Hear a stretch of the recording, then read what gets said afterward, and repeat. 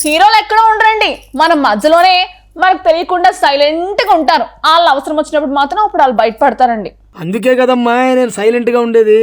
కానీ నువ్వే నా హీరోయిజాన్ని గుర్తించట్లా. సరే తరలే, ఎన్నెన్నో అనుకుంటాం, అన్ని జరుగుతాయి ఏమిటి?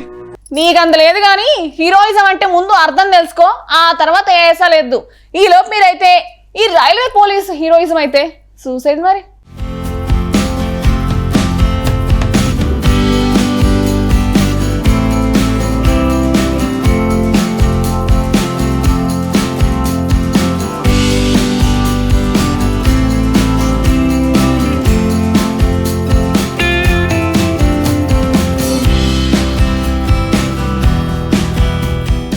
రైల్వే స్టేషన్లో ప్రమాదాలు ఎక్కువైపోతున్నాయి.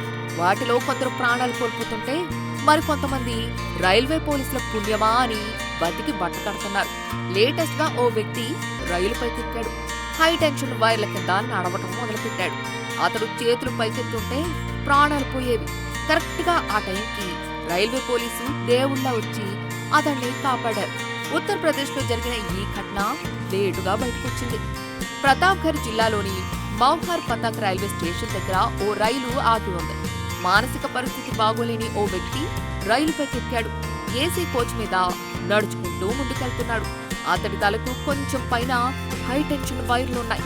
ఏ మాత్రం చేతులు పైకెత్తినా అతడికి ఆ వైర్లు తగిలి ప్రాణాలు పోయేవి. ప్లాట్ఫామ్ పై ఉన్న ప్రయాణికులు అతన్ని చూసి కేకలు వేయటం మొదలుపెట్టారు. వారి కేకలు విన్న రైల్వే పోలీసు ఒకరు వెంటనే రైలుపైకెక్కారు. పరిగెత్తుకుంటూ వెళ్లి ఆ వ్యక్తిని పట్టుకున్నారు. బలవంతంగా రైలుపై పడుకోబెట్టారు. ప్రయాణికుల సాయంతో అతన్ని కిందకు దించారు. రైలుపైకెక్కిన వ్యక్తిని కిందకు దించేందుకు ఆ పోలీసు పెద్ద యుద్ధమే చేయాల్సి వచ్చింది. కిందకు దించుతున్నప్పుడు ఆ వ్యక్తి ఎదురు తిరిగాడు. తనను రక్షించడానికి వచ్చిన పోలీసుపై దాడి చేశాడు. కొద్దిసేపటి తర్వాత ఓ ఇద్దరు ప్రయాణికులు కూడా పైకెక్కారు.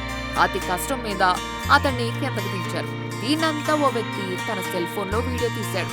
ఆ వీడియోని సోషల్ మీడియా ఖాతాలో పోస్ట్ చేశాడు. అది కాస్త సోషల్ మీడియాలో హల్చల్ చేస్తోంది. ఆ వ్యక్తిని కాపాడిన వారిపై నెటిజన్లు ప్రశంసల జల్లులు కురిపిస్తున్నారు.